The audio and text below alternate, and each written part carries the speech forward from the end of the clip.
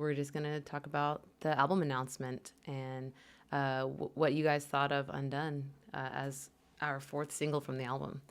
This one was definitely a big drop for us, having it premiere on Revolver, and obviously it being paired with the album announcement was a pretty big deal. I saw that some of you guys have seen the vinyls, and we do have two options, or two variants, I should say. There's one that's the green one, which is the like normal vinyl release, and then we're gonna have a super super limited special edition pressing where they put flower petals inside of it and then they pressed it together. And we're only doing like 50 of those, so those will be more of like a collector's item. But I'm actually really excited about it because the fact that we could do something like that was really sick. Um, yeah, and we also dropped a whole extra merch line to go with it. So I designed all of the pieces for that. It was the long sleeve. There's a short sleeve version of the same one for Undone, and then we have these hoodie variants that are really sick.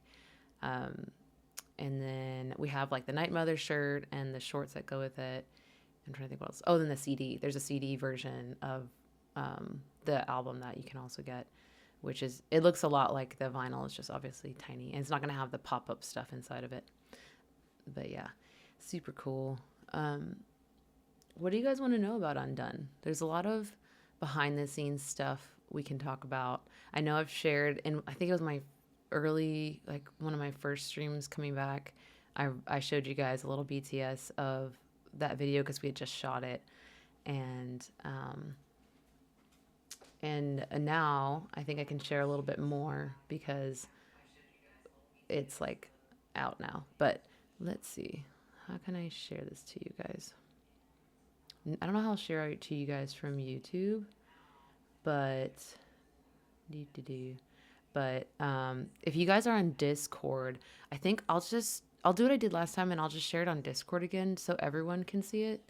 Because every time I try to mess with my Twitch, it catches on fire. So I think I'm just gonna keep it pretty straightforward and share stuff to Discord just so I can include everybody. So let me find the BTS to show you guys. There's some pretty cool stuff. And I'm gonna go shut the door really quick because it's a little noisy. 1 second.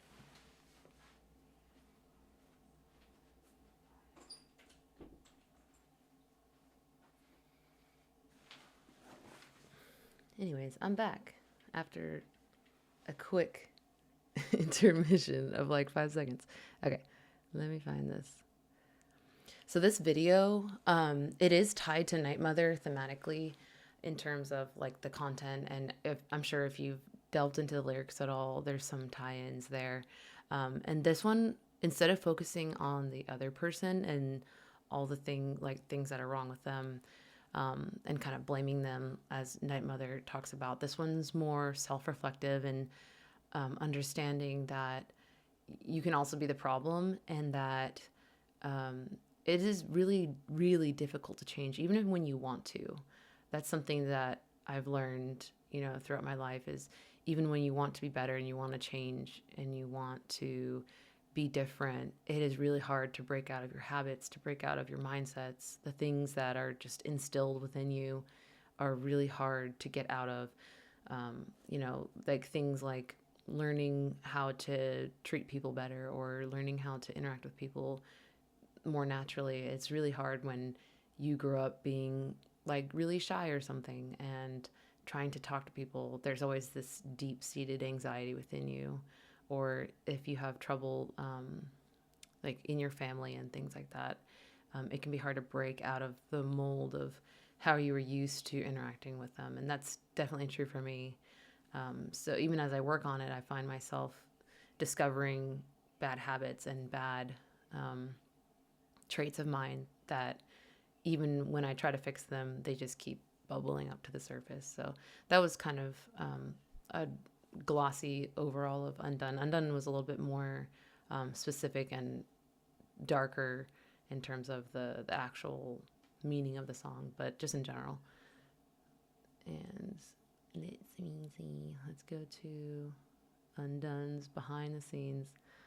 I shared this one before, but I'm going to share it again to anyone who hadn't seen it because it's absolutely ridiculous. Let me see. Let me download this stuff.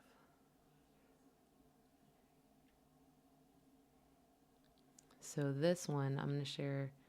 If you guys go to the Daedric Discord, which we can link to you guys.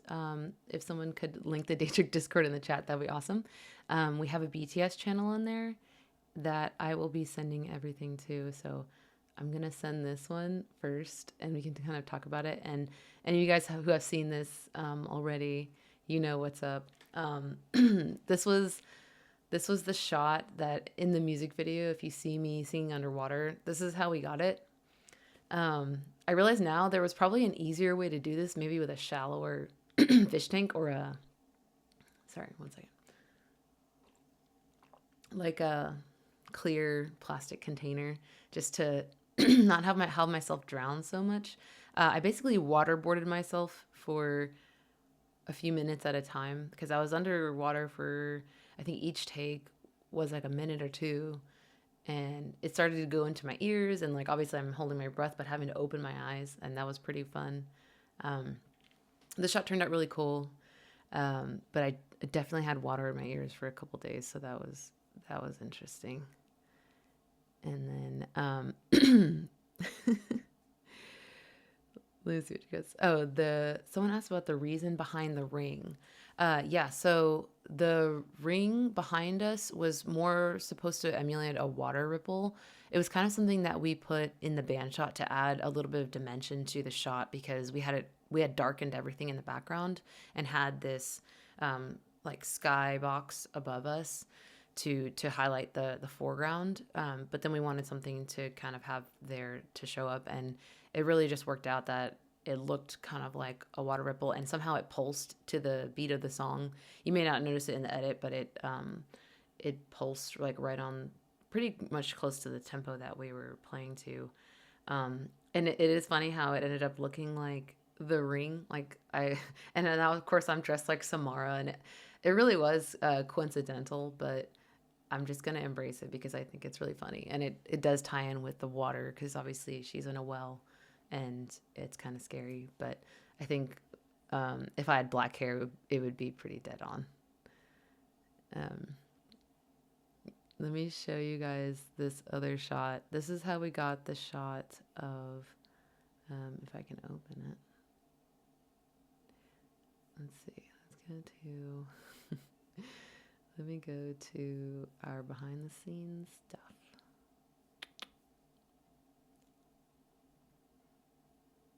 Undone.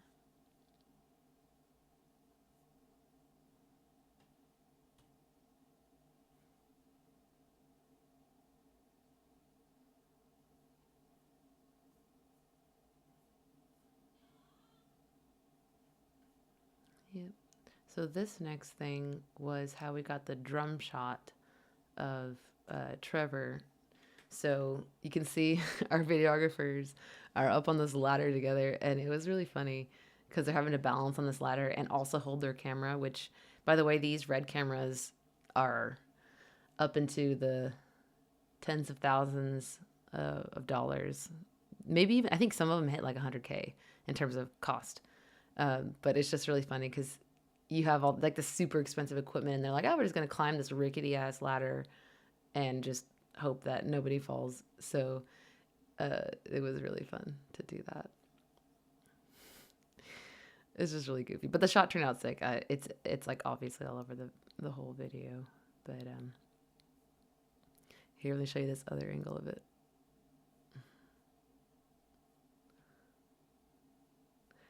It's funny if you guys have ever been on a music video shoot, how much of it is just like ghetto rigging. There's another term for it, but I don't know if that's stream safe to say, but it basically is just like really crappily set up rigging with this expensive equipment instead of having something official like cranes or jibs or whatever. we tend to do stuff like this just because you're like, oh, I don't have time to set up all that or to bring all that in, and then you end up doing something like this to get the shot. But yeah, this is how we got those 2 shots, and then let's see what else we have. I think a lot of it's just the skybox, but it does look cool.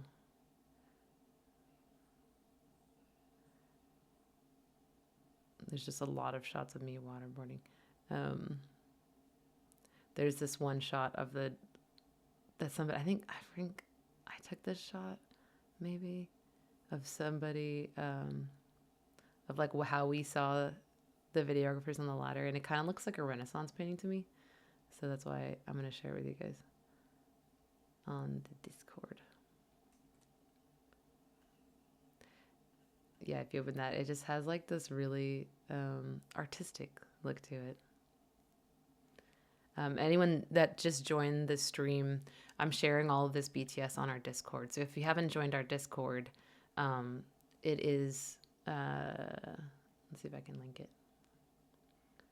Maybe invite. Okay, I'm going to try to send it in the YouTube chat and then the Twitch one too.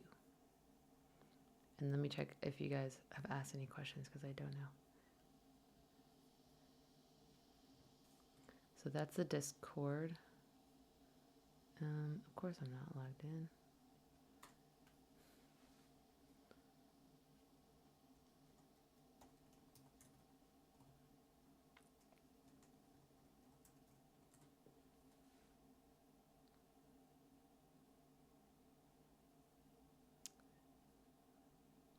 I think someone else already shared the Discord in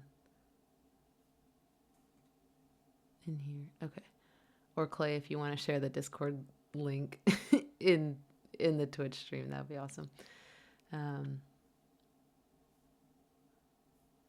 Yes. Oh, that's cool that you guys are adding it to your playlist. So of the 4 singles, which one is you guys' favorite so far?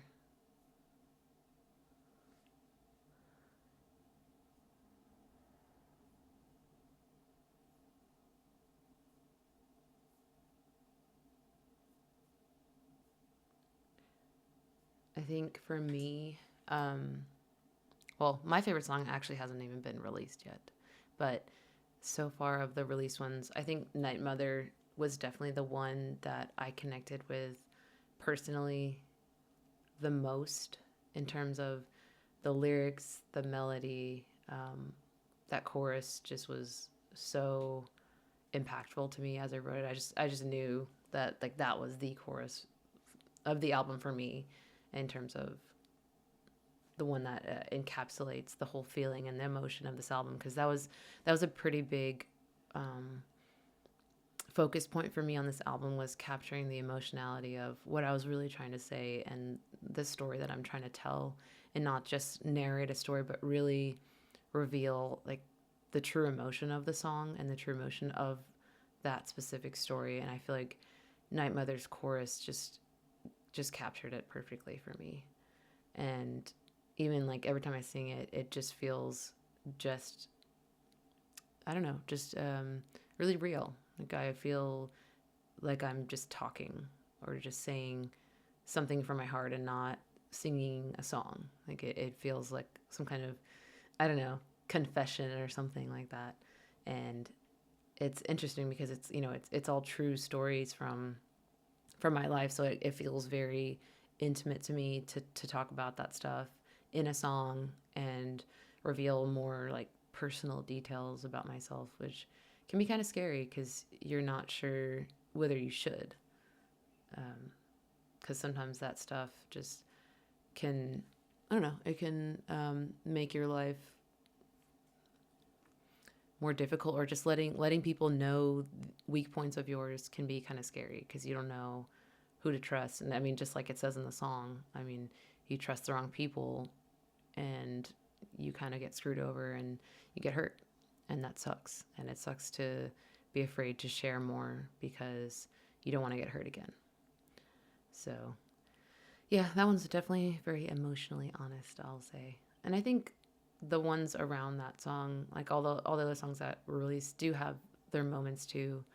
Um, Obviously, with Undone being tied to it, with the emotion of Callus and stuff like that. But this one very much paints the narrator as kind of the one who got hurt, versus I think Callus is very much a hardening of your heart and saying like, hey, I don't care what happens to you, like I'm gonna be fine.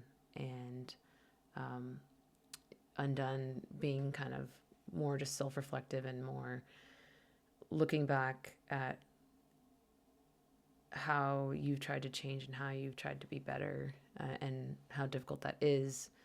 It doesn't have as much pain tied to it, I think.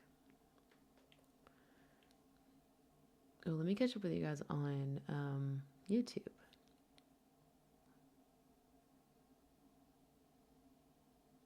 Somebody asked about, oh, you're asking about the short I did to test out the Lewitt LCT 440. Oh yeah, I remember writing that. The lyrics, you replied with the lyrics. Oh, the lyrics to that song. I'll have to find it again. That was a while ago, but that one I wrote kind of on the spot. It was a like a weekend R&B style song, like just a quick beat that we looped, and then I wrote some things on top of it. So I have to go back and find my own lyrics, but it was mostly dealing with capturing the sound and feeling entranced by someone's voice. So that was basically it. But I'll find the lyrics and I don't know, I'll share them to my story or something like that. I think I have it on my personal Twitch, not personal Twitch. Oh my gosh, my personal Instagram. So I'll just comment it there or something. So if you want to find me on Instagram, if you haven't already, I do have it reposted there because I've been kind of cleaning up the Daedric account and keeping it aesthetic, I can say. Let's see. Why is the Elder Scrolls Oblivion the main inspiration? Actually, it was Skyrim, not Oblivion. I actually haven't played Oblivion yet, but I do want to. Skyrim, I get asked this a lot, and I guess I'll just keep telling it. It's fine. But so Skyrim was like my real foray into the gaming world and like feeling like a real gamer. I had grown up with brothers who played video games, and I never really got to play. I always had to just kind of watch, and I got to play a little bit, but I didn't have my own system until Skyrim came out, and I had my first computer, and I illegally downloaded it and just got so obsessed with it. I blitzed through it, and I think it took me like 6 days to beat like the main campaign, and I remember feeling like a real gamer because I had done the thing where you like don't really shower, don't really eat, you just play this game. You wake up, play the game, you basically don't sleep, and then when you do sleep, you start dreaming about it. I don't know if you guys ever do that, but when I'm so immersed into a game, I just start having dreams that are basically just gameplay, and that was Skyrim for me. And every time I would get a new console, like a different console, I would just play it again.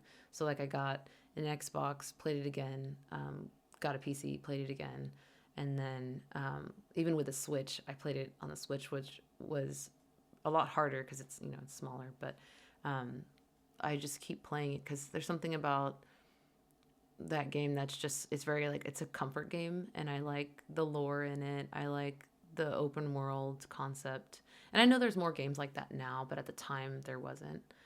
So like things like Elden Ring and just like more intense games are out there, but I like the comfort of knowing like when I go play Skyrim, I know what to expect.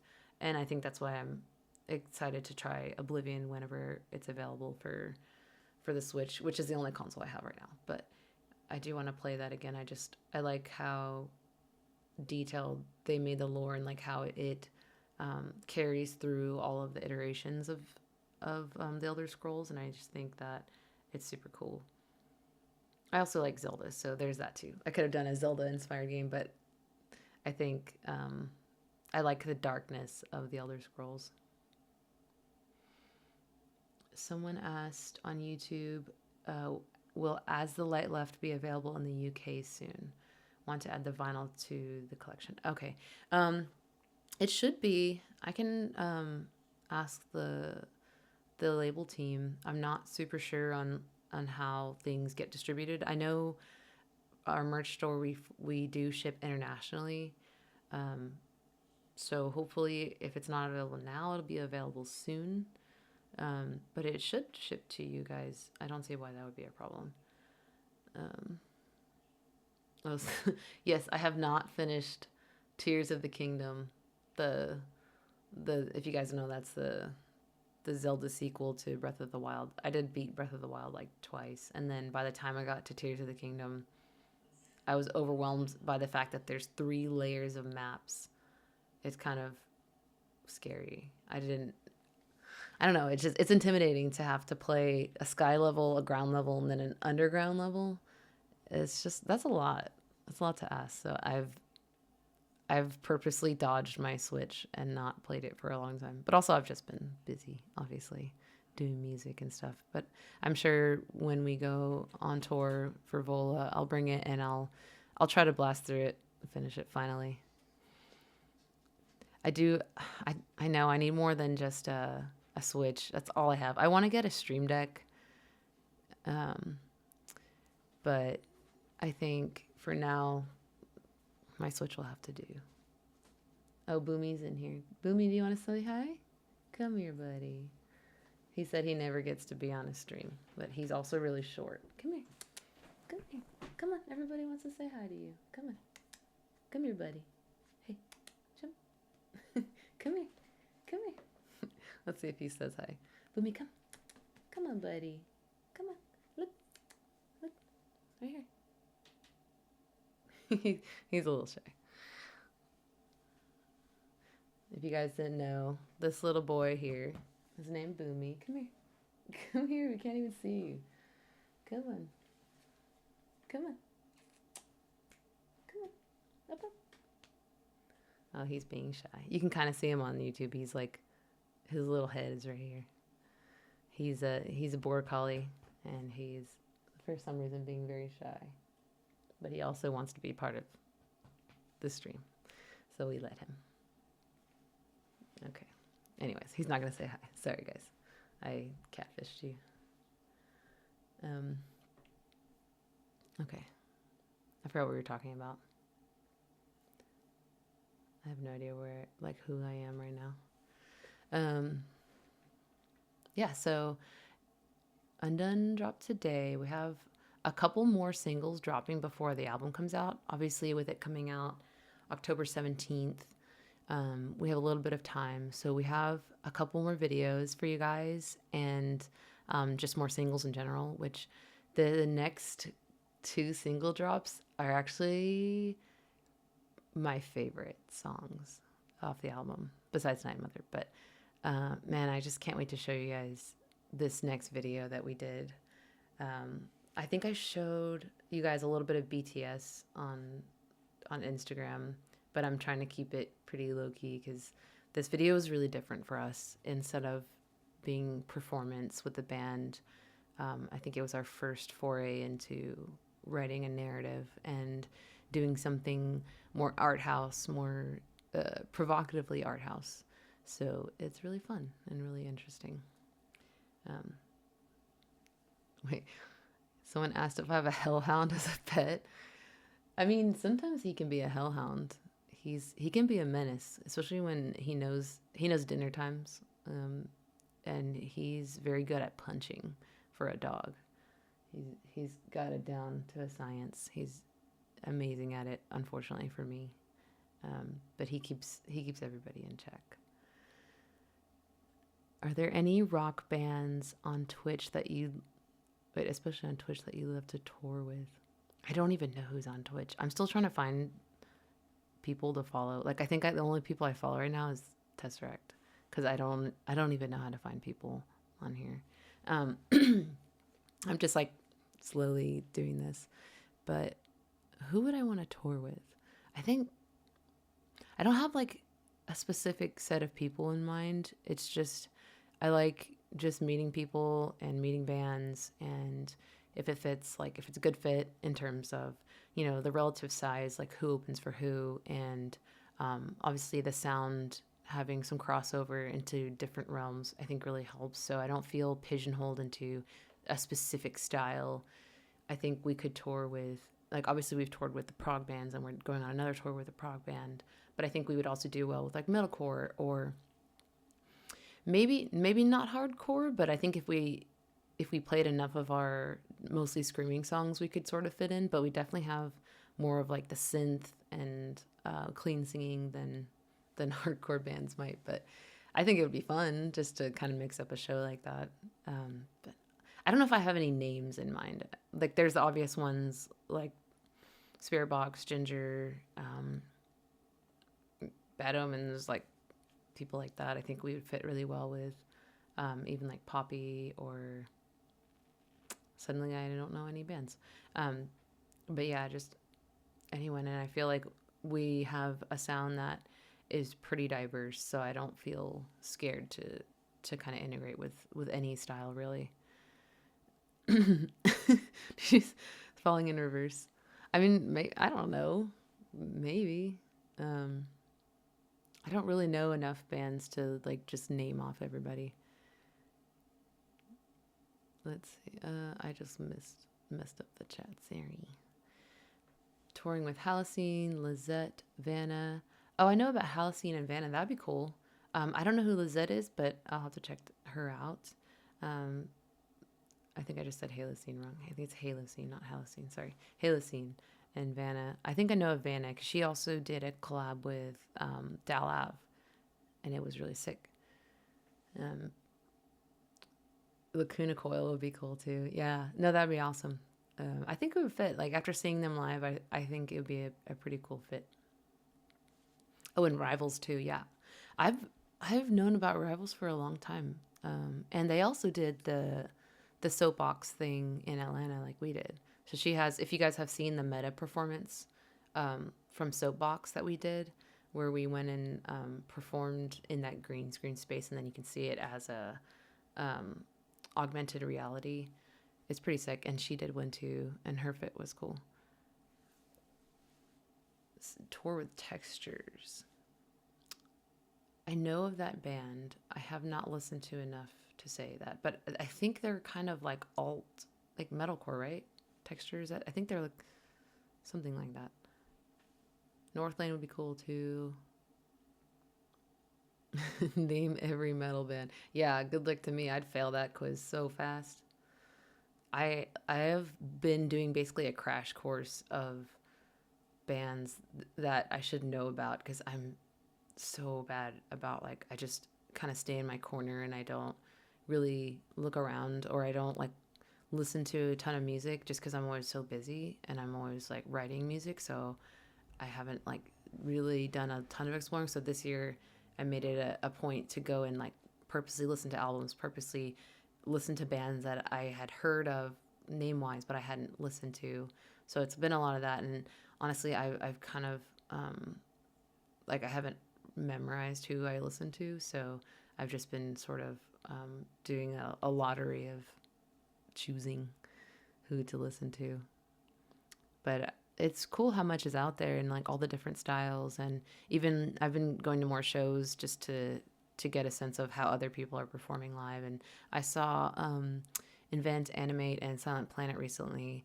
I missed Alt and 156 Silence, unfortunately, but I got to see Silent Planet and then Invent, Animate, and they were so cool. And I learned a lot from that show on like things that they did live, because obviously they have very, very sick shows, and all the lights and all the LED panels and everything was really, really cool to see. So I'm trying to go to more of those to just get immersed into the atmosphere more. And then, you know, as we tour, obviously being at those shows is a whole experience too.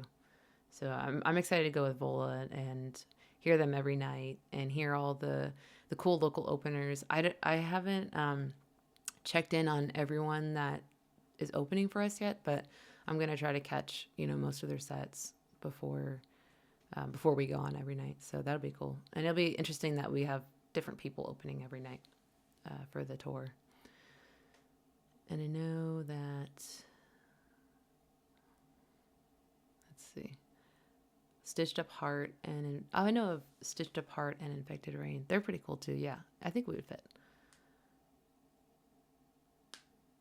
What was your first foot into the metal scene? Like first song band you ever listened to that's metal? Man, I couldn't tell you the first, because I just kind of got like thrust into music suddenly when I was a teenager. Like I was pretty sheltered before then, and I didn't have access to just listen to whatever was out there. So when I got into pirating and like LimeWire and that whole era, I just started downloading massive amounts of things. So I didn't have a specific thing I was looking for, but I would guess maybe Linkin Park was the first for me.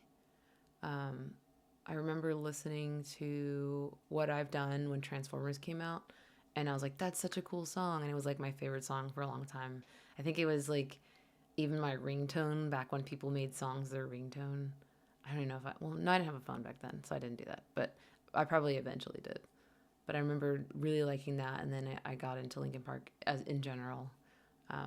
So that would probably be the closest to metal. I know they're more of like alternative something, new metal or something, but I would say that was my first.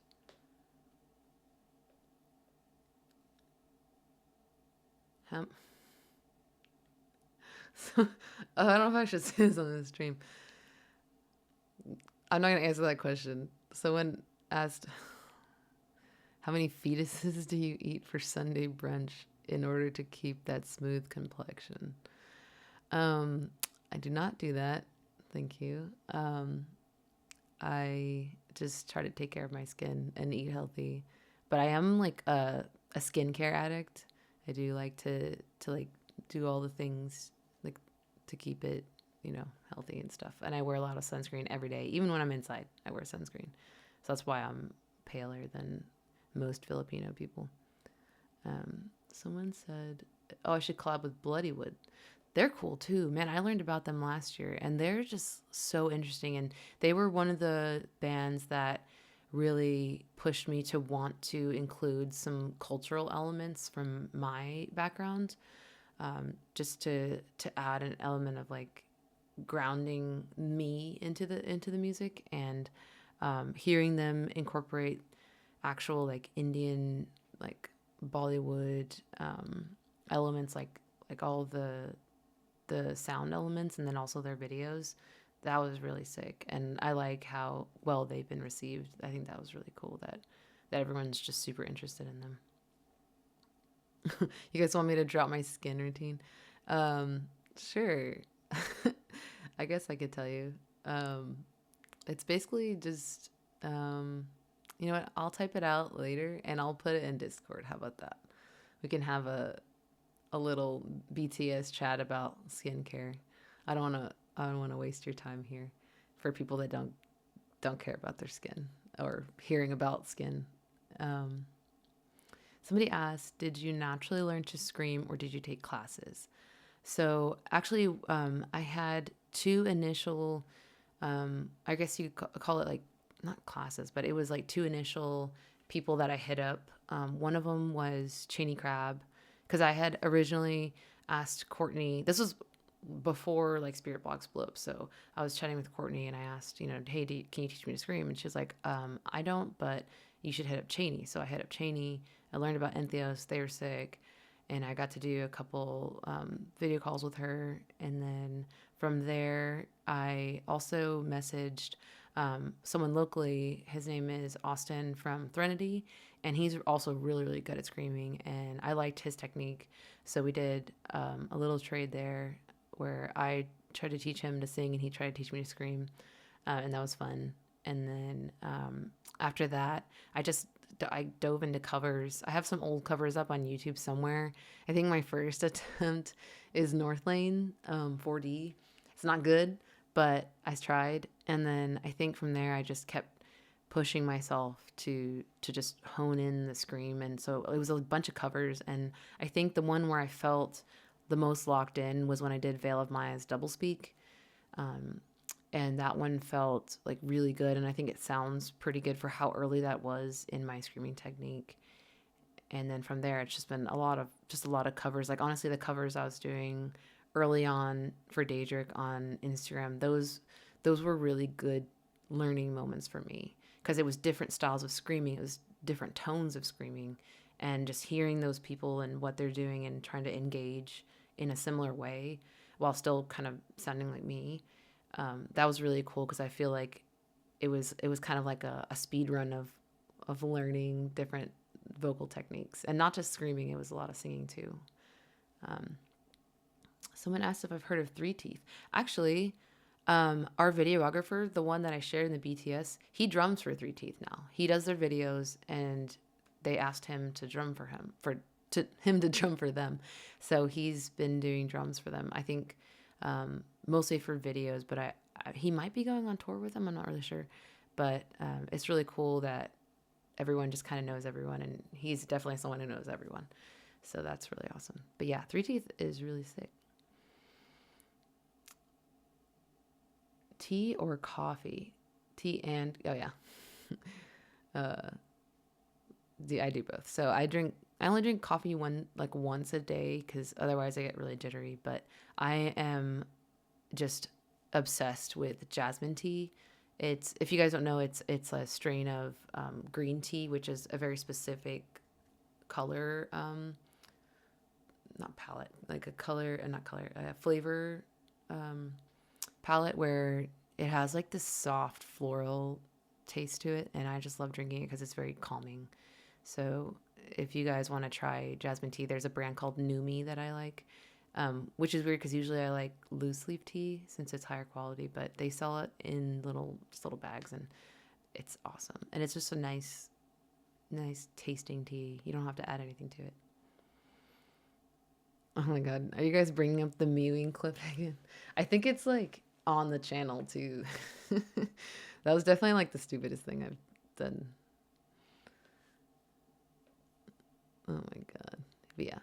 Anyways, collab with Alex Terrible. Yeah, that'd be cool too. He sounds cool. I wish I could scream that deep. They sound really sick. I haven't listened to a ton of the songs, but I remember hearing Baba Yaga, and I thought that was cool because it sounds like a demon, and I want to sound like that too. But yeah, it'd be cool. Someone said I should do private lessons. I don't feel comfortable giving lessons because I feel like I'm not equipped to help people navigate vocal injuries or avoiding injuries or things like that. And so I like to just send people to others who I feel are better at that and can give good advice. Just because if somebody like tore something or got some kind of other vocal injury, I would feel so awful, and I would just never ever do that to anyone. When is a Europe tour? Hopefully a lot sooner than any of us know.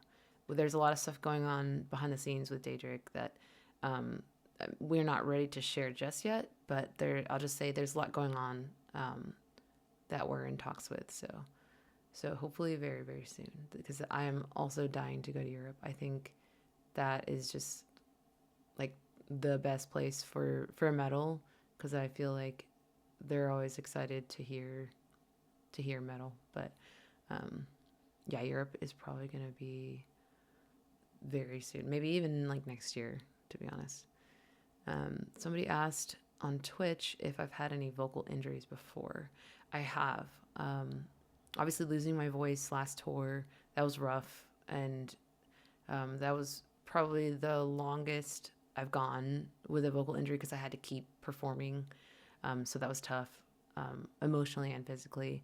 And then there was at one point during the album recording, actually during Alien Skin, we were recording and they had me yell, if you guys hear the line, I'm paranoid, right? And like I'm screaming it, but there's also underneath, there's layers of me just yelling. And I should have thought it through a little better, but I was actually just yelling and not a controlled yelling.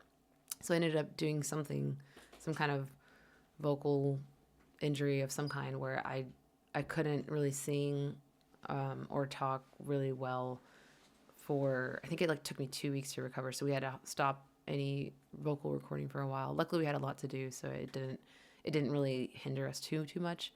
But it was definitely a humbling experience. I felt like I was being very just carefree with my vocals until then, and then after that I was being more in tune with what was going on, and maybe not overdoing it. Even when people ask me like, hey, do this thing, I would say, hey, like, no, I don't. I know that my vocals are not primed for that right now. And a lot of that has a lot to do with just vocal health in general, knowing your limits and feeling yourself out in terms of, there's some days where my vocals are amazing and I can do anything. I can scream and sing all day long. And there's days where I can tell I'm just more fatigued, and there's a like dryness, or there's a scratchiness, or there's just too much tension and I'm not ready for something. So getting used to this part of my body and understanding what things mean when they happen and how to counteract that, or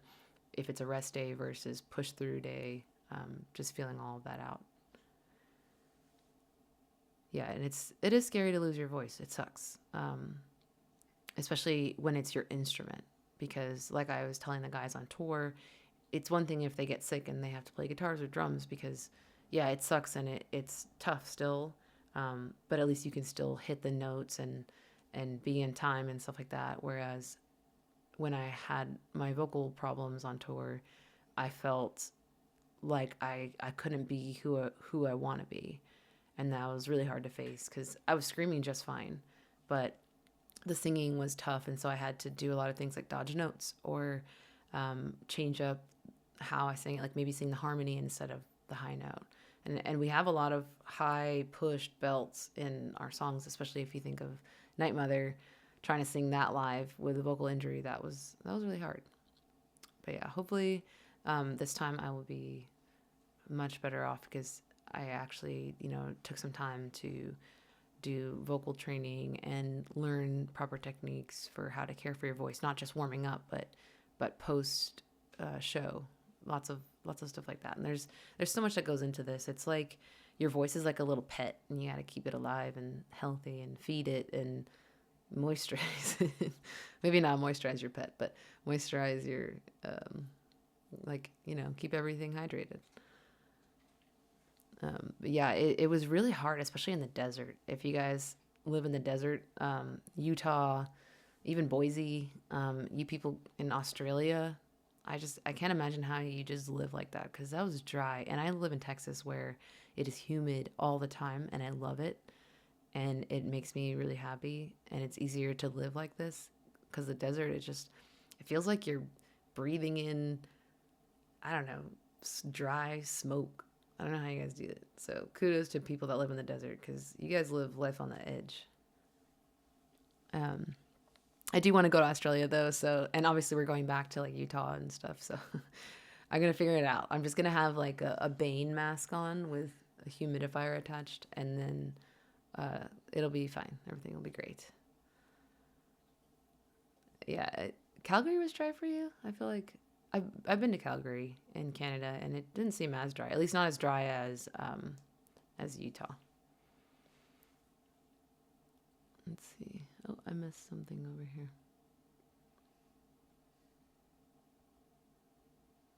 Oh, Clay's over there answering all the YouTube comments for you guys. Yeah. If you guys didn't know, on the Twitch side, somebody asked who mixed the album, and that was Joel Wanasek, and it was mastered by Mayor Applebaum for the new album. The first album was mixed by Joey Sturgis. So there's a lot of people involved that you may not see that help us with all of the mixing, mastering, production.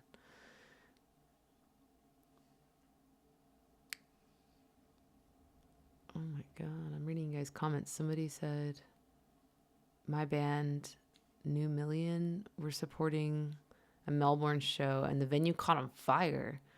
Oh my God. That's crazy. I'm sorry that happened to you.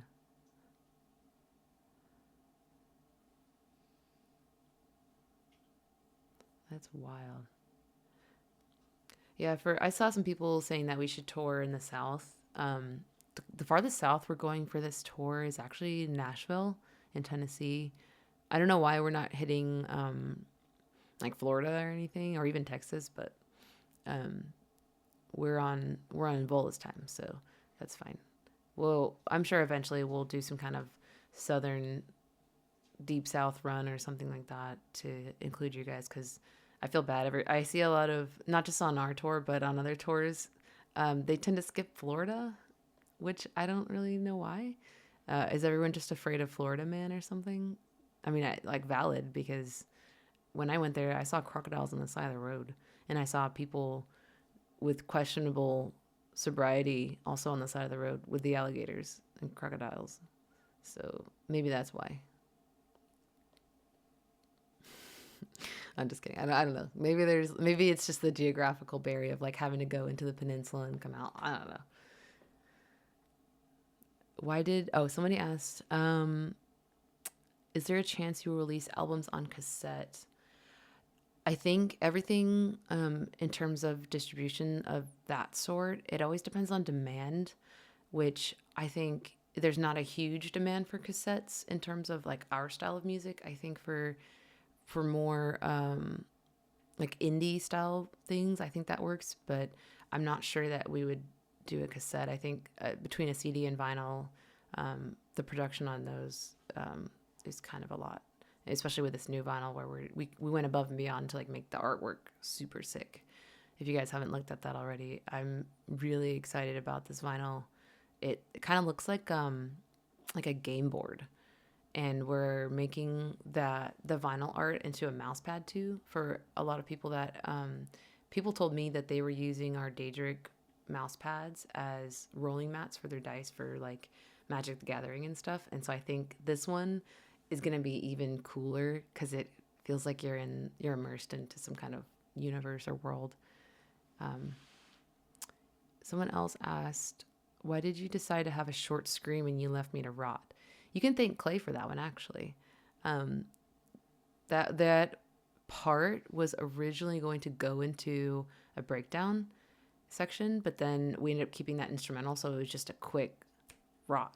And then it's like, and I was questioning that. I was like, that kind of seems weird, but both Clay and Jeff were like, this is so sick, just leave it. And then it goes into the instrumental breakdown, and I was like, all right, that's fine. Do you have to take any precautions to preserve your voice that affects day-to-day life? No. When I'm not trying to prepare for tour, I don't really think about it too much. I'm trying to do vocal warm-ups every day just to get used to it and have my body get used to it and just be prepared every day. But in general, things like not yelling are great. So not straining your voice too much just on the daily is probably good.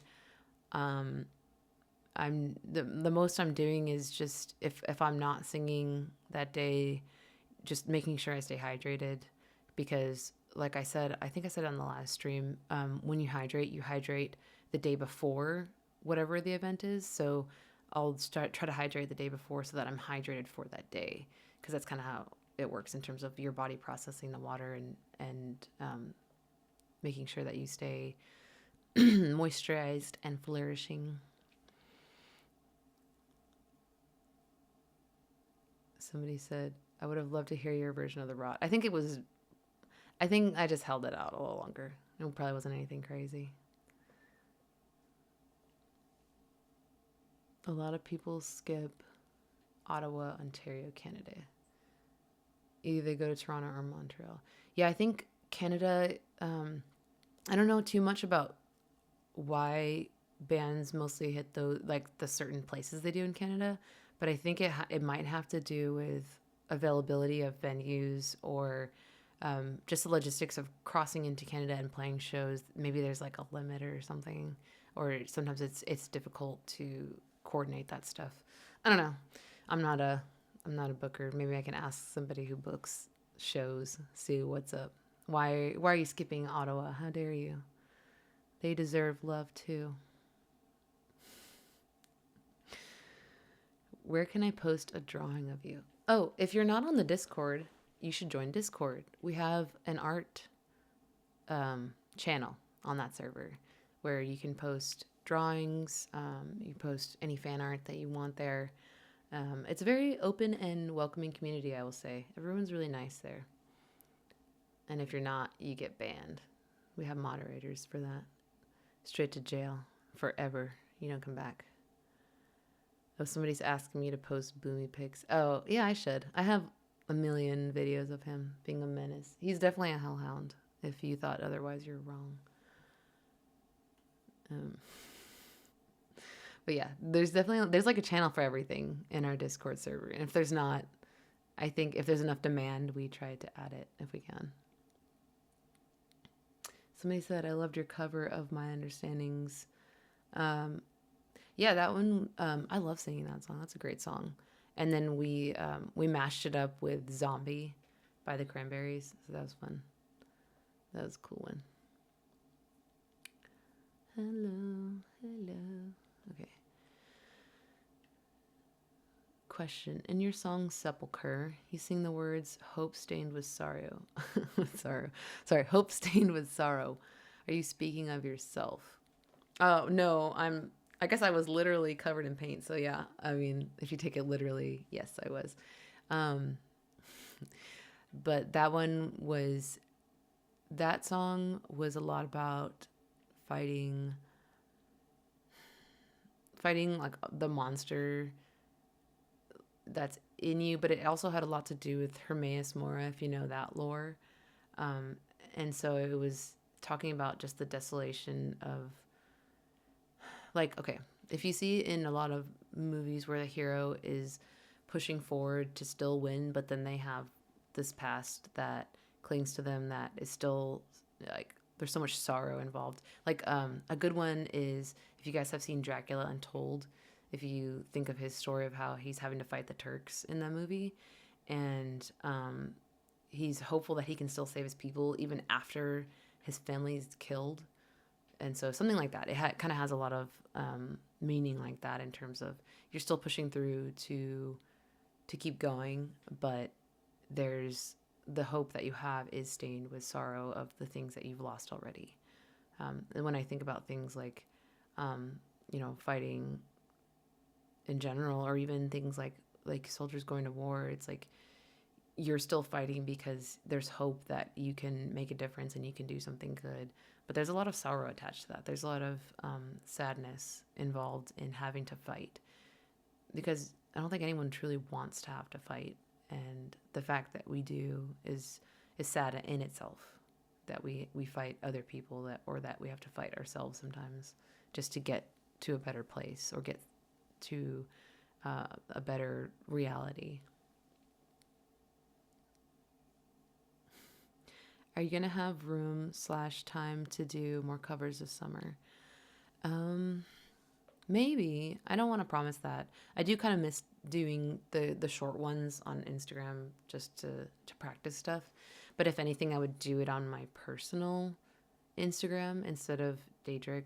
I want to keep Daedric just Daedric, and then stuff for me I can just do willy-nilly. I did do a cover of Bodies with Outrun the Sunlight, if you guys have seen that one. That was like the first full cover I've done in a while. And it was interesting because I've never listened to that style of music. I think it's like indie rock. And then we did kind of a prog take on it. So that was cool. Let's see. What did you guys say over here? I have a quick question from Richie Strickland. Do you have anyone to custom make your wardrobe for stage performances and videos? Yeah, that's me.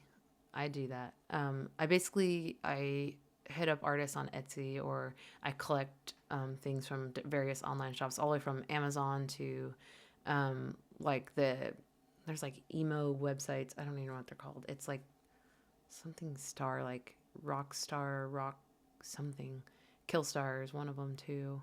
I just randomly, I'll find pieces from different stores online and put it together, and I usually have a vision in my mind of what I want the the main look to be, or sometimes I'll find something and that inspires it. So like I think the white outfit, the ninja outfit, I think I got as like a set, and then I added to it, like obviously with the glasses and then the sword, and then I just got like white Doc Martin style boots. But I like to put stuff together myself because I know what looks good on me, and also I just kind of know what I want, and I know for the most part how it's going to look on camera, because that's important in terms of like how much light it reflects, or how it's going to look like shape wise on me. And I know my body obviously better than any random stylist could, so it's just easier for me to understand what to buy for myself and try it on, and then we take it, to the music video or on tour. I just have I have various sets, like tops and bottoms, that I like to mix and match, so that way it feels like a new outfit. But that way I don't have to pack too much, because I don't really like taking a huge suitcase and taking up space on our tour van, our tour RV, because we have a lot of stuff to bring in, and so I don't want to be that diva that has like the giant family size suitcase. I try to keep it pretty minimal, so I even like vacuum seal my stuff just to keep everything small. But yeah, I'm the one that puts everything together for now. It would be nice to get a stylist one day that knows me and can do something nice, but for now I'm fine with just taking care of it myself.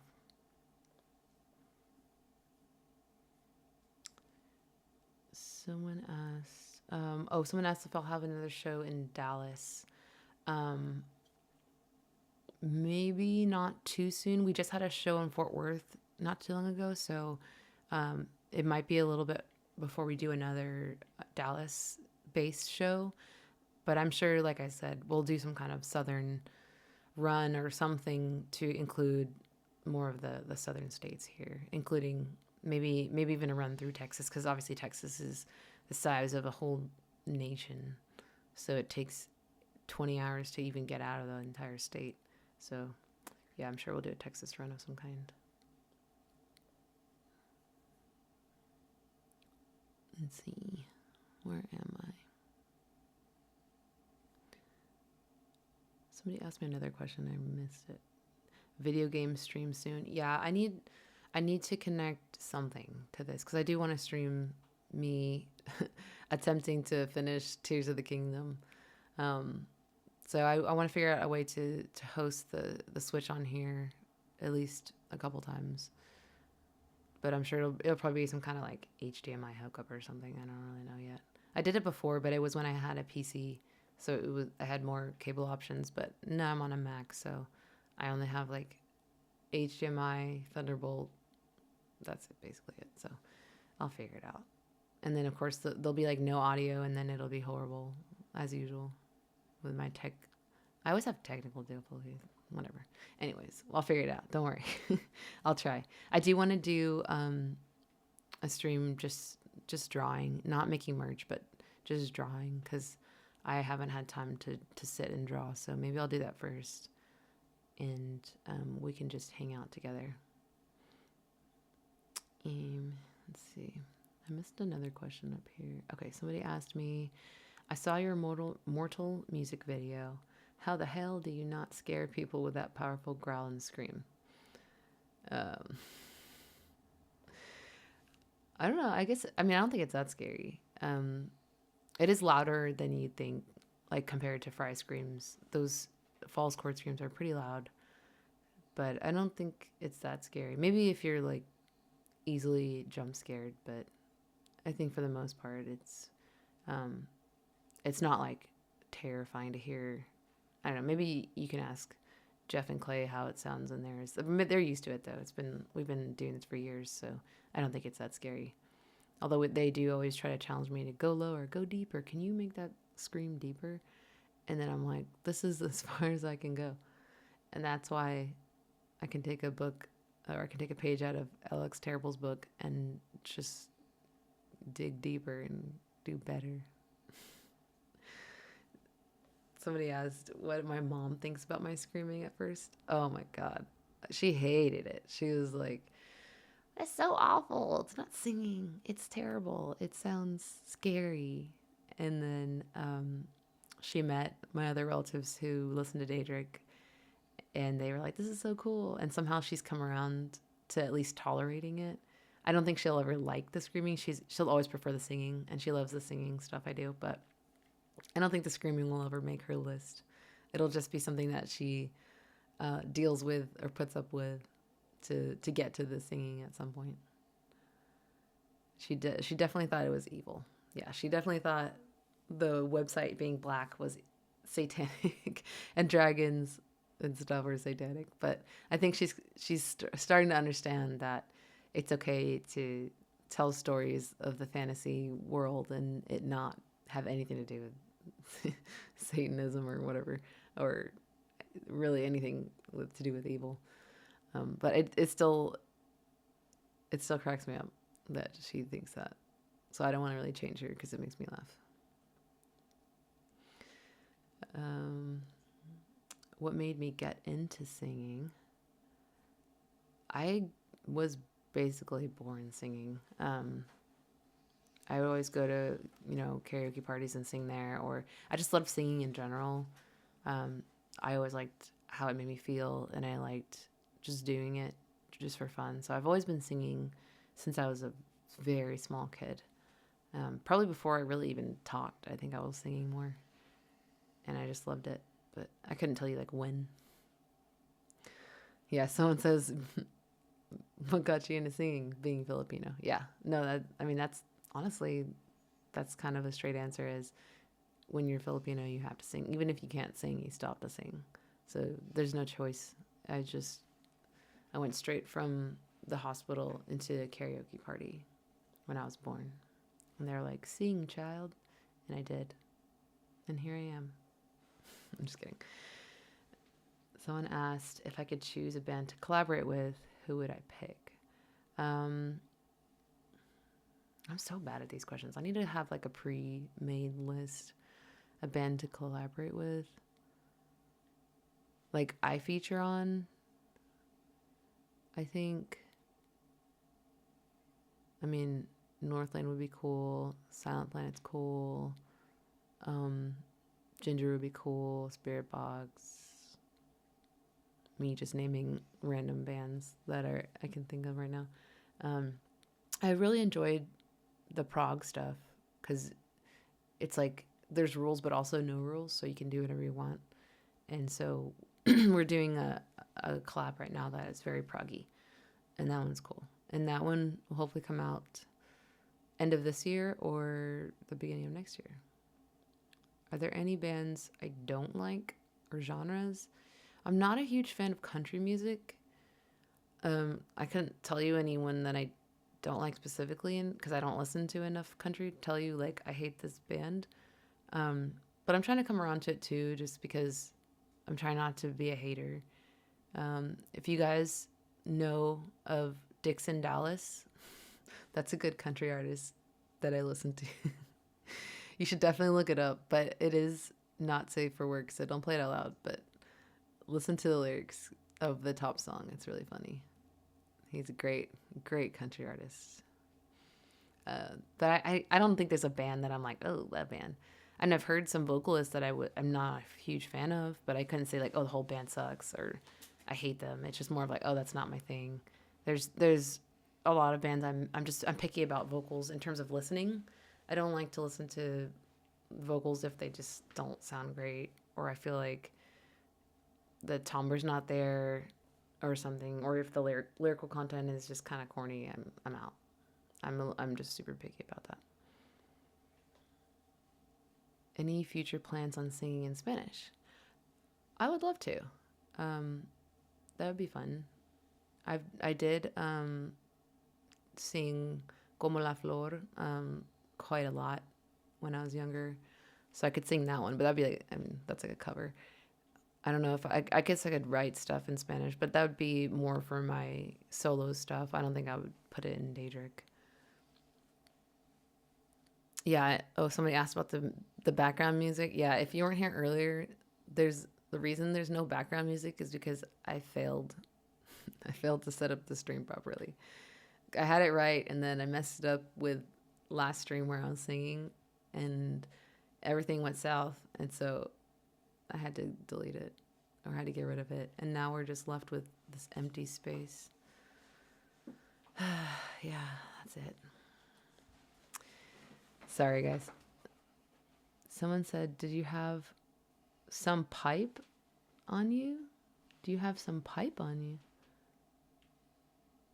Appreciate your beautiful voice and your music. Do I have some pipe on me?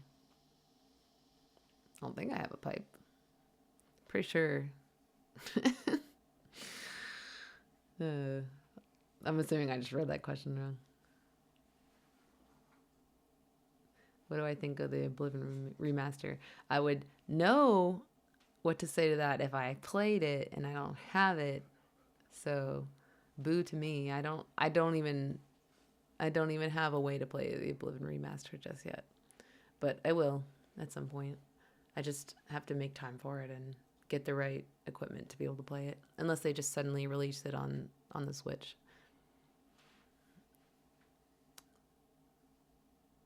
What part of the Philippines is my family from? They're from the south, like the Cebu region.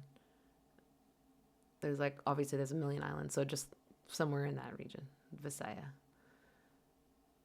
Somebody asked if I could cover Circle With Me by Spiritbox. I did. That was one of the very first reels I did when we launched Daedric. I don't know where it is now. It may be out there in the world, but I might have taken it down because it was so early, and so like my lighting was terrible, background was bad. I think I had bad hair. It was just overall bad. So maybe I'd just redo it if anything, because it was just visually ugly. Someone asked if I'm gonna do a world tour. Every tour is a world tour because you're in the world. Every tour is. We're gonna go on World Tour 3 for Vola. No, I don't know. I'm sure we will. That's a lot though. It's a lot of time, and then obviously it's expensive to tour. So the fact that we're doing a month-long tour is pretty awesome.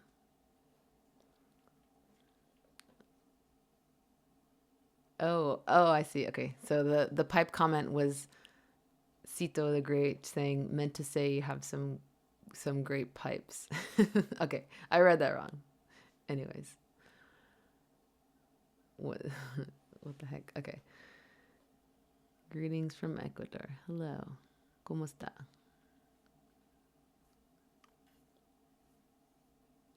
Okay, do you guys have any questions about the album, or what do we want to talk about? What haven't we touched on? And we've talked about the merch drop. We've talked about the vinyl pre-order, which if you guys have not seen that vinyl, it is going to be crazy. It has like whole pop-up feature in the inside. There's you guys haven't even seen the inside of the lyric booklet, but there's a lyric booklet attached to or inside of vinyl that also is really cool, with a lot of awesome photos in it. And yeah, that disc itself is really cool. The cover is cool, but the inside is like the coolest part. So yeah, there's the vinyl. We have a CD version of that, which will not have a pop-up, sadly, but I was gonna say, and then I have all the merch that I designed for this drop, and then we will have more merch later, but to be determined on what exactly that will be. So I don't want to tell you guys yet, and then I say something wrong and it's not available. So I won't do that. Somebody asked if I know Dixon Myers. No. Am I supposed to know Dixon Myers? Is that an artist? And then somebody else asked, am I able to vaguely mention the themes of these last songs for the album? The themes of them?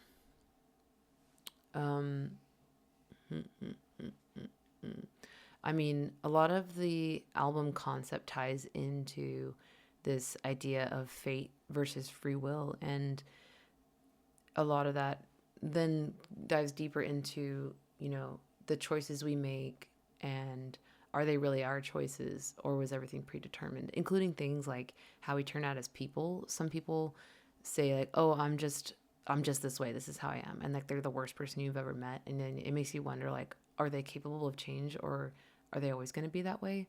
And so the album kind of like segues between talking about just general like fate and free will and general like what happens to you in life and how your life path, but also within you, are you able to control that change, or is everything within you already predetermined as well? So all the songs kind of toe the line of those things, of those concepts, and they include a lot of those concepts. And then there's more like sub topics within each song. Each song talks about something a little bit different. A lot of them have crossover, but I would say the next songs, let me try to think of how to best to describe them. It's a lot. The next song has a lot to do with pride, and especially when you're young and you think that you're just immortal and invincible. It has a lot to do with that, and just the arrogance of living like that, of thinking that nothing's gonna happen to you and you're just the best thing ever, and you have nothing to improve, or you're never gonna die. You're just gonna be young forever, and everything's great. And then the one after that has to do with themes of desire and greed and selfishness, that it turned into something really, really visceral. And when you guys see that, it'll make a lot more sense. So that's basically the next two songs are kind of in that realm. Somebody asked if Forbidden is in there. No, Forbidden was a collab with James Wrigley. He's a producer slash guitarist, and just overall badass songwriter out of the UK, and we're friends with him. And that one dropped in January, but it's not going to be on the album. We only have 4 singles out for the album so far. And let's see, how did I come up with the vinyls designs? So that one, we collaborated actually with Corey Todd from Fixed. He did all of the actual designs for the vinyl, but it was really cool because he looped us in on what he was doing, and we helped with channeling like the direction of the design. So that was really awesome to get to collaborate on that. But he executed everything, and he did such an amazing job. So he also did Mortal's vinyl design. That was really awesome. I don't think I could have done that to the degree where he took it, where he did the pop-up design, he did all the disc stuff, and just everything that's super intricate. He did all that, so super awesome. And I'm happy to have him on that team to help us with that stuff. Let's see. What's the inspiration to go so heavy on Forbidden? That was mostly all James. He wanted just these triplet scream patterns that were really fast and really heavy. Lots of just like crazy stuff. I'd never written for a track like that, so that was really cool and really different, and obviously really, really heavy. I know some people it didn't resonate with, because the way that the song was approached was more of like, my voice was just another instrument, versus I know with Daedric we tend to put my voice on the top of the song in terms of mixing. So that was interesting to try something new, but I think it's still really sick to hear it if you think about it more of like an EDM style track or electronic track in general. Just kind of how that works instead of hearing me clearly through the mix. Oh, sorry, there's some other questions on here. Do I have any surprising collabs coming on the new album? So we don't have any features on this album again, which is pretty interesting, because I know usually people, by like the second album, they tend to get features. But we don't have any features outside of people that co-wrote or co-produced a song. We don't have any like vocal features or surprise guests or anything like that. Somebody asked me if I'll ever release a solo album. I think eventually. There's a lot of songs that don't make the Daedric cut that are still really good. And it's not that they're like there's anything wrong with them. It's just they didn't fit the vibe of the album. So either if we don't use them for another album, I could take those and make like an EP, like a Kristen Hope EP, and do that. But with my Kristen Hope solo stuff, I'm kind of just doing whatever. So like I have the Bodies cover on there. I have some stuff coming out later this year on there. And it's just going to be a bit of a collage of different vocal styles and different music styles on there for now. But I'm sure at some point I'll have time to do an actual solo album of some kind. I know there's a couple shorts on YouTube that people keep saying like, hey, where's the full version of this? And maybe that'll be it. Just taking the biggest demands of songs and finishing those, making them real songs, and then releasing that or something. That'd be cool.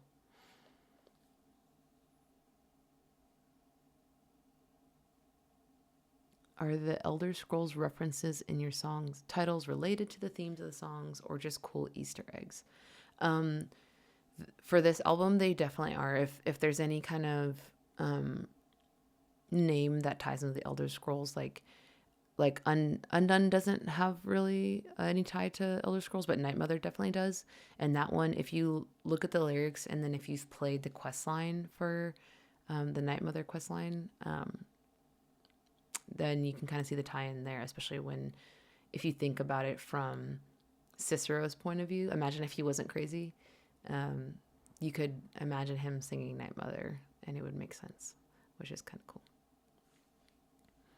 Someone new here said, I have Spotify. Yes, I do have Spotify. If you go to our website at daedricofficial.com, there's links to every streaming platform we have, including like Bandcamp, Spotify, obviously, Apple, YouTube. You can find all the links to our music there. And I missed someone else's over here. I think someone asked if we're making it out to Arizona. I think we're kind of close. We have Utah.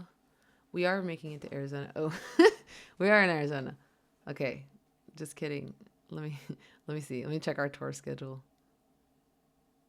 I have not looked at this in a hot second. Okay, we go to Denver, Salt Lake. I don't see Arizona. There's Sandy. Oh, we are. Okay, September 27th, we will be at the Nile Theater in Mesa, Arizona. So if you're anywhere near there, I have no idea how close that is to you, but we're going to be in Arizona. If you guys are looking for us in your city, I have the tour on our website, and it should be linked on like our YouTube channel and Spotify and stuff. So if you're looking for your city, you can look there.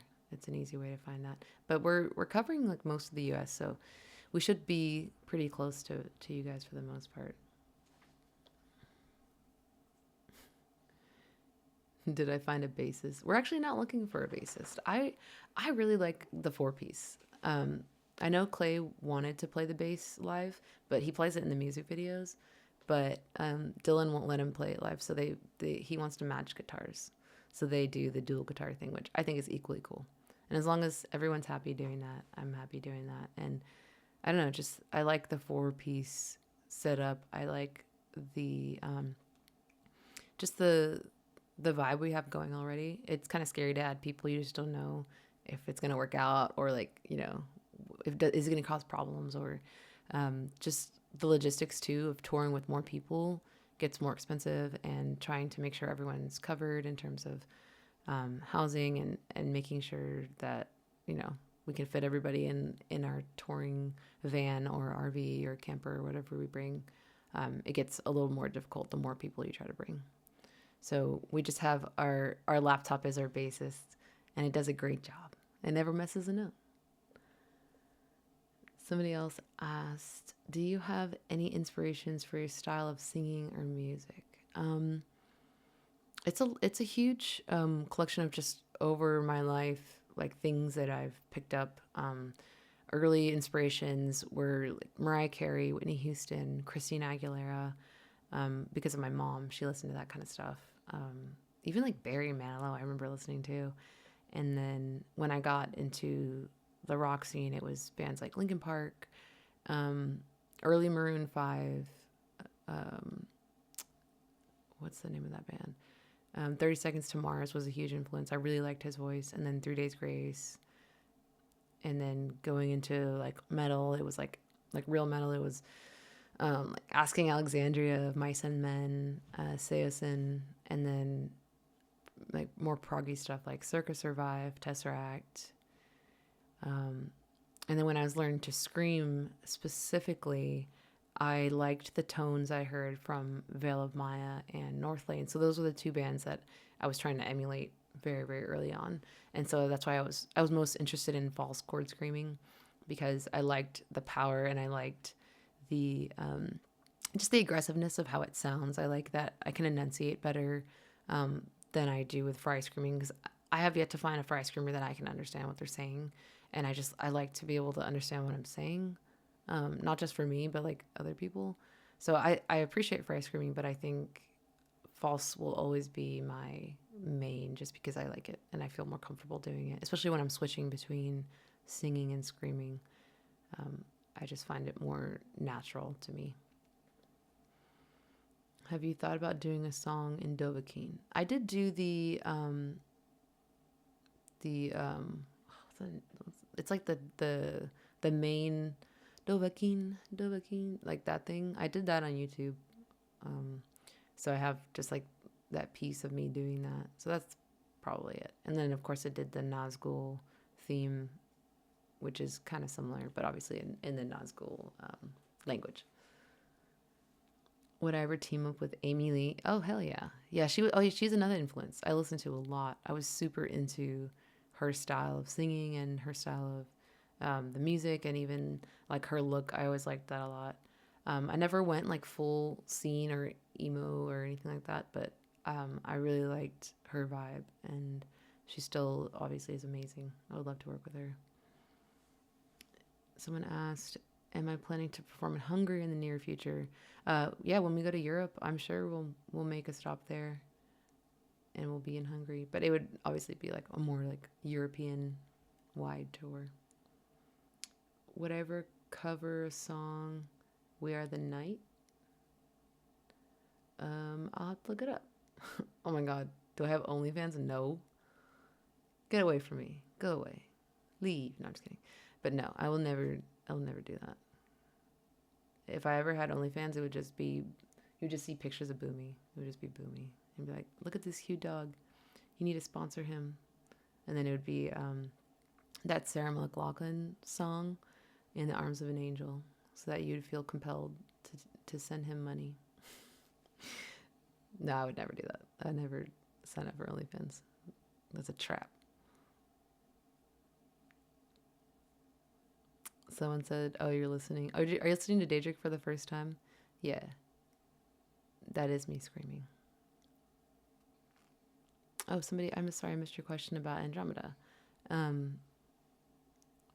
What was the goal with Andromeda? So actually that was an interesting connection, because he had posted on Facebook about looking for someone to do a cover of The Rumbling with him, because he had made this really cool Genty version of The Rumbling by Sim, and he was just like sourcing vocalists, and I responded to him, and he was like, yeah, this would be sick. So I did that with him. That was our first collaboration that we released officially, and then from there we did our original collab track, Abandon, which I love that song, and it ended up being placed for what is it called, RS6, or what is it, something Siege 6 Siege or Siege 6, I forgot the name of that game, I don't play it, but it was like RSS for the Knock Elite skin reveal. That was really cool, and I think it fit really well.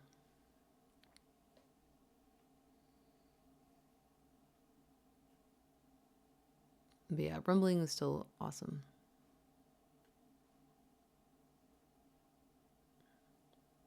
Oh yeah, R6S. What does it even stand for? I forgot. Rainbow Six Siege, right? I think it's something like that. I've never played it, so I don't know. I never really got into like the new world of gaming is kind of crazy. Like I played Fortnite a few times, and I'm like, I can't enjoy this. There's just too much happening and it's scary and people are always rushing you. And I'm like, this is why I play open world solo, because then I just have to worry about NPCs and not scary people jumping down on the sky and just obliterating me. And then I never get to actually play. It's a lot. It's too much for me. Have I seen the charismatic voice? And are you baffled you haven't been on there? I've seen a couple of her reels, and I know about the thing where they put the camera down Will Ramos's throat. I know like that's been a thing for a while too, but that was the one that like really like took off because everybody was like, "That's so cool." I don't really know what I would do on the charismatic voice, but they seem cool. Yeah. I think I missed a couple questions over here. Was it painful falling from heaven? No, it came from hell. Crawled up. A little mountain goat.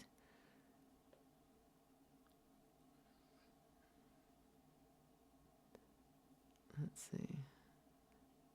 Oh, someone said we sound like a heavier Paramore. I could see that.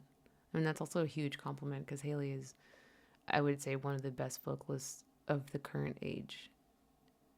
She's just incredible, obviously. Decode will always be the best emo song ever written, in my opinion. I think. Especially if you're a Twilight fan. I know all of us lived through that phase.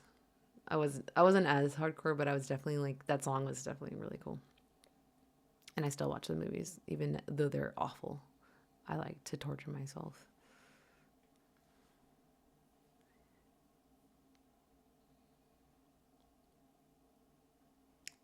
Yeah, I'm trying to think of other BTS I can tell you guys about for Undone. Anything cool we did. There's just a lot of random videos of stuff, but it's mostly me with my head underwater. If you guys missed that earlier, I posted in the BTS channel on our Discord about me waterboarding myself over and over just to get that shot. And it's like only in the music video for like a few seconds, obviously, but it was worth it. It was worth drowning. Do I have a dream gig or venue to play? I just want to play a festival. I think that's my like next goal is to play a festival, preferably somewhere in Europe, because I've heard that they have the best festivals. So probably that. But otherwise, I don't know about a venue itself. Maybe Red Rocks. Red Rocks is cool. I was there for a show, and it sounded really cool. Surprisingly, I thought it was going to sound terrible because they're just going to bounce around all the rocks, but the sound system was really cool.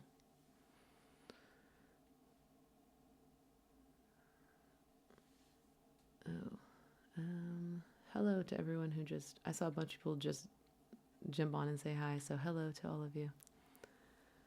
Resurrection Fest is waiting. Oh yeah, I saw a bunch of people playing that, and I was like, that looks so cool. I didn't even know Spain had its own festival like that, but it looked really fun.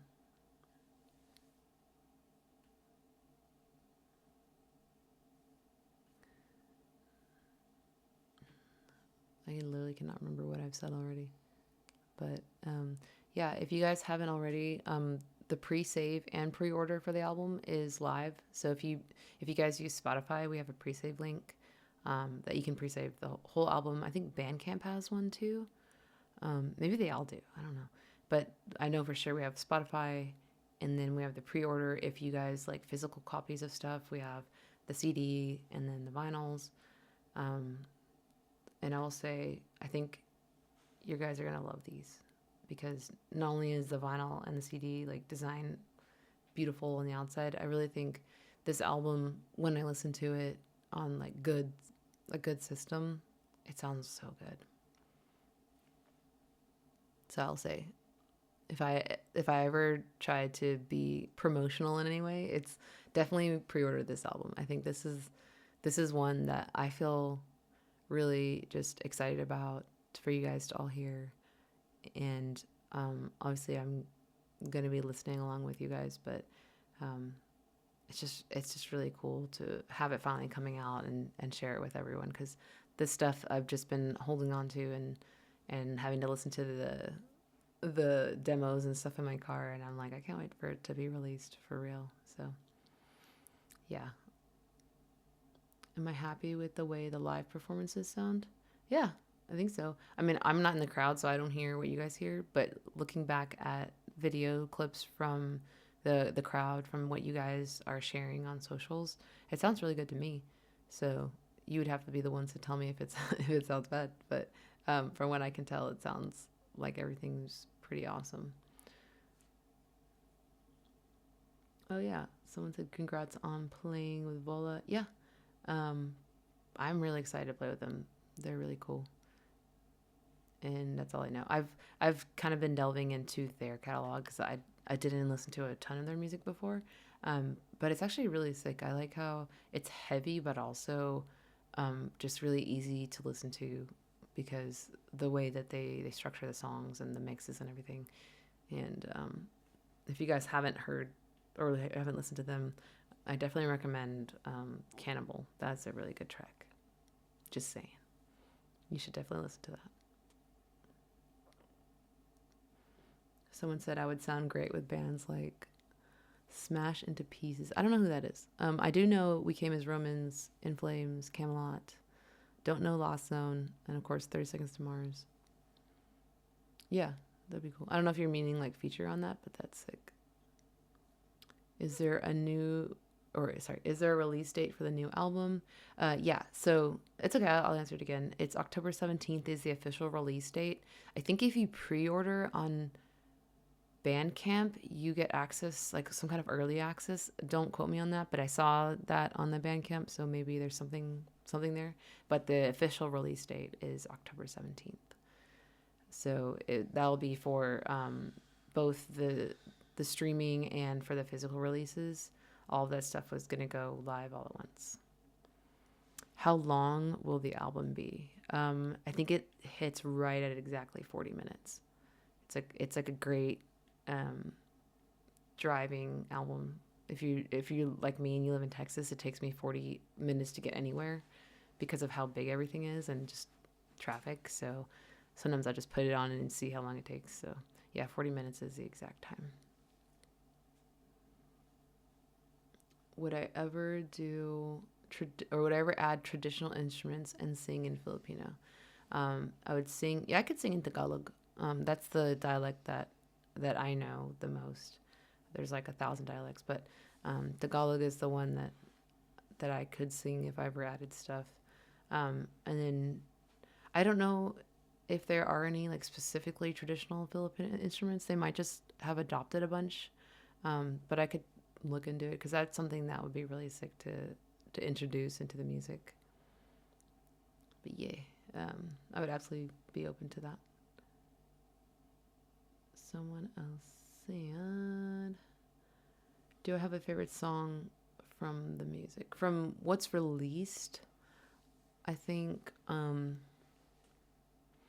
Nern's up there for me. Mortal and Night Mother are probably my top 3 from what's released. From what's not released, there's a couple, well, almost all the ones that are still yet to come out that I love even more than the ones that are out. So I can't tell you the names of those. Just, well, no, the names are out. Okay, they're like shadow names, but Sand Tiger is one of my favorites. If you guys see that on the, like, there's a little preview of the names that you can see on the album. So Sand Tiger's one, Dark Legacy's another one. The Other Terror is up there for me.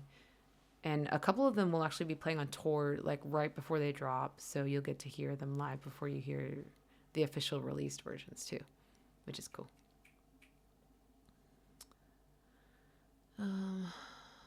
What's my favorite song of all time?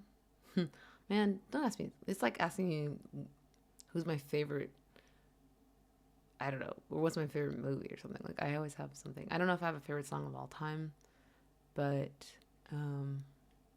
there's a long list of songs that I love. I can't name a single one. I've suddenly not listened to any music ever, so I'm sorry, I can't answer that question. But I have playlists and stuff of just random stuff. Man, now I'm gonna be thinking about that a long time. I don't know what my favorite song is. Skip. I'm gonna skip that question. We're gonna pass it. Huge fan of the Annex. Did he reach out to you for a feature on Spit You Out? I don't know. Maybe it was mutual. Maybe we were like, hey, I want to work with you. And then he was like, hey, I want to work with you. Here's the track. I don't know. I don't remember. I wasn't really part of that conversation. I was just kind of like, cool, we're going to do this feature. Maybe he has a better memory than me. But it was most likely some kind of mutual, like, hey, I like your music. I like your music. And then we did that. Us and Orbit Culture would make a great collab. Yeah, their stuff is sick too. Oh, somebody said Dawnbreaker would sound good as an anime song. I think so too. I think that one and Titan to me have like strong anime vibes. And then there's another one on the new album that will come out with the album that was very much inspired by a combination of Tokyo Ghoul and Attack on Titan that maybe you guys will relate with. I'll talk more about it whenever it's actually out, so it makes sense, so you have context. But those were very much anime vibes inspired, especially this new one. Am I a fan of Howard Jones? I don't know if I'd say I'm a fan, but I think he's really talented. I don't really listen to too much like Killswitch Engage, but I've done that cover of My Curse, and that was really fun. And he sounds awesome on that one, obviously. Let's see. When we'll come to Europe, please say, yeah. Oh, I said that earlier. Yes, it's in the works. We're working on it. Don't worry. I can't talk too much about it, but there is a lot that we have been working on for Daedric to get us really just out there. What kind of covers have you sang in concert? The only cover I think I've actually done live is Deftones' Passenger. That was not with Daedric. That was with my band before Daedric. We did a full cover of Passenger, which now when I hear it, I'm like, oh, it's so dated. But that one was cool to sing live. That was pretty much it. What video games do I like other than Elder Scrolls? Zelda, for sure. Any of the Pokemon games. I've played all kinds of Pokemon games, but I love Pokemon. Zelda's probably my favorite just because it's so beautiful, especially if you guys have played Breath of the Wild or Tears of the Kingdom. That one's definitely the same. And somebody asked where did the name Daedric come from. The Elder Scrolls. If you play any of those games, you'll know it comes from there. The Deftones cover, it is on Spotify.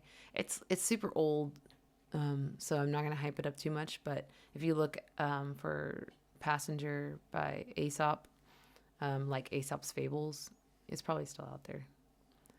And somebody's going to kill me for sharing that because it was like very early in my vocal journey, so you can hear the growth from there to here. But it was me and our two people from our band that recorded vocals on that, so it's not just me singing, it's two other dudes, and they also sound great. Would I do a song with Lorna Shore? Yeah, he'll probably like scream circles around me, but I think it would be fun to kind of meld the two worlds.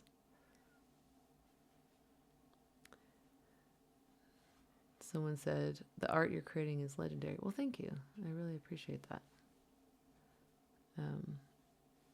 I'm really proud of how much we've grown throughout this album cycle.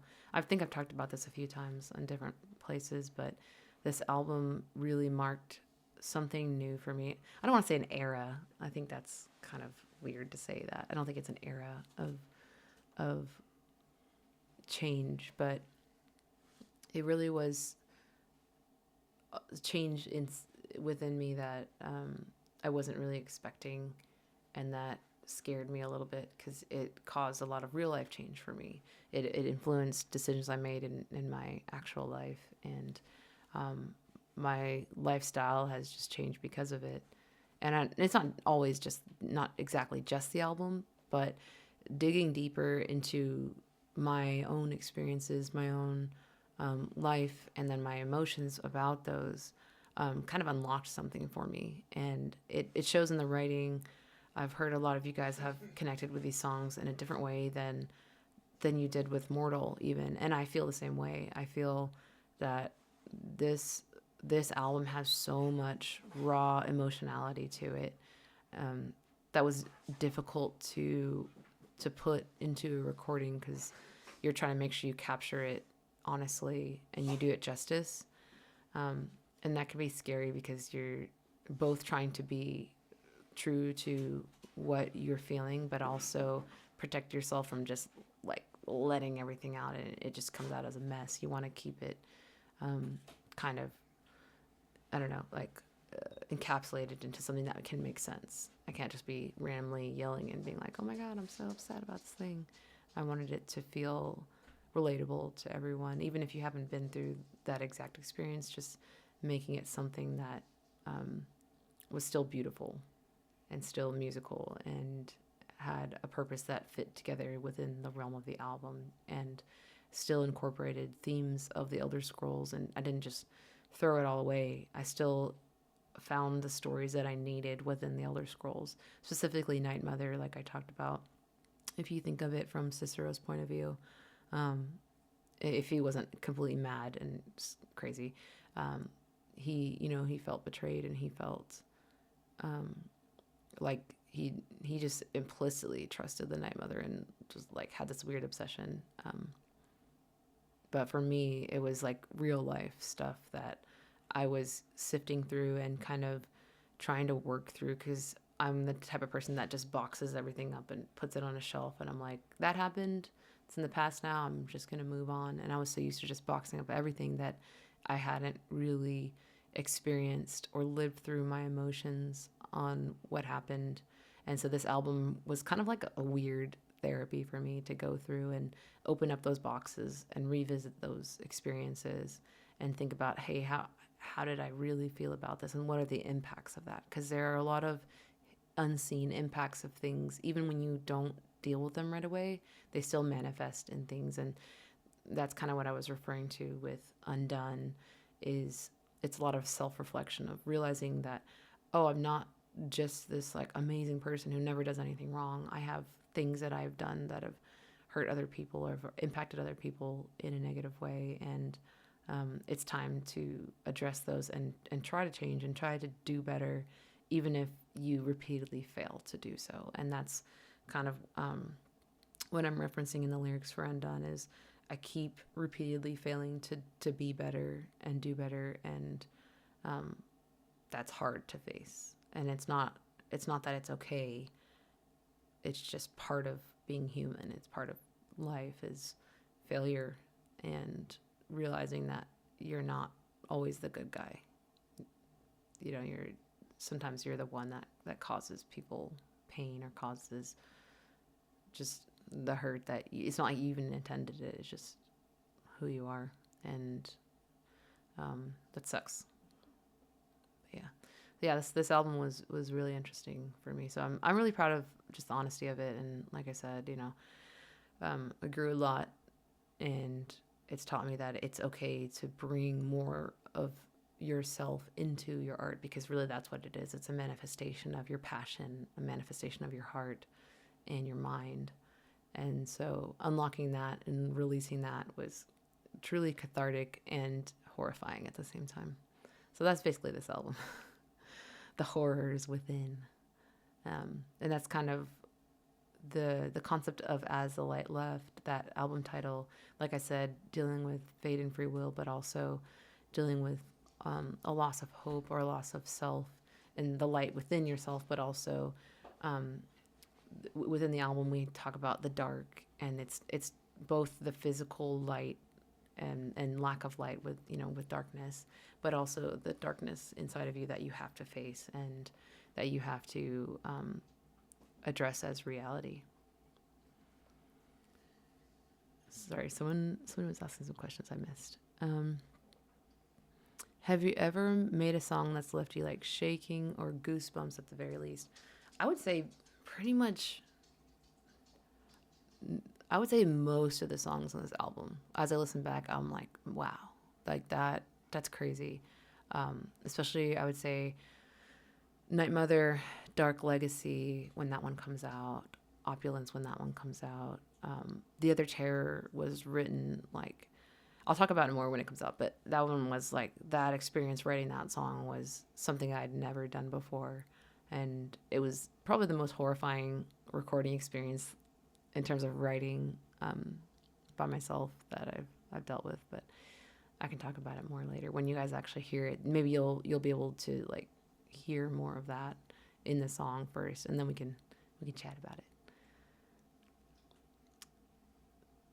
Someone asked if I've ever thought about starting a faction on Elder Scrolls Online for your fans. I actually have not even tried Elder Scrolls Online for myself just yet. I just haven't had time, but I do want to. Maybe I'll do that before I try out Elden Ring. That'd be kind of a step in the right direction. It's a little bit daunting to deal with online people, because I used to play RuneScape when I was really, really young, and dealing with people online is actually kind of scary when you're a kid. They didn't know I was a kid, but like I could have been involved in some sketchy stuff back then. Like I think somebody was talking to me one time on there, and they said ASL, and I thought that meant American Sign Language, which, if you guys don't know, when somebody asks you ASL, I think they mean like age, sex, and location. But I was like, no, I don't speak ASL. And also, what would that do here on RuneScape? Like, that's not going to help us. And luckily, my naivete spared me that weird interaction, because I would have told them I'm 7 or whatever. Good thing I was a little stupid. Someone said, do I design my album art? Yeah. I designed the album art for this one.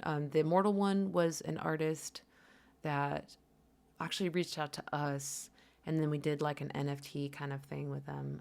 So they were the ones that did the Mortal art. But for this album, that was all internal. That was me and Ashley Clay shooting the visualizers for the album. And then when we captured a still of the visualizer, we're like, oh, that's such a cool image of me, reaching up to the tree. And I'm super into Renaissance paintings, because I was an art major, and I went to Italy for art history and stuff like that.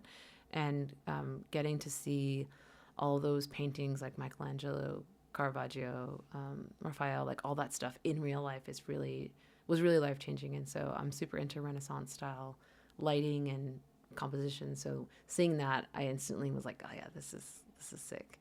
So then we decided to make that the album art. And I used to design all of the singles. When we dropped singles for Mortal, I had done individual single arts for each song. And so I did all of those, which they exist somewhere. I'm sure I would just have to dig them up, but I did all of those too.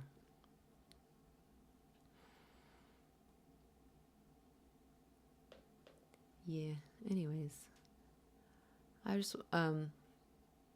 guess I'll kind of wrap up our live stream today just by saying, thank you guys for joining and chatting with me, because it's really cool to have people to connect with on this stuff, as the whole team, not just me, but everyone in Daedric is really pouring so much into this. And so I appreciate you guys, and the fact that you guys are invested on your sides on what you do in terms of doing things like supporting us through buying merch or buying the album or coming to shows. All that stuff really helps us to keep growing and to keep going, because I know this day and age it's hard to be a band. It's not only expensive, but it demands a lot from you, time wise and investment wise, physically, mentally, emotionally, all this stuff.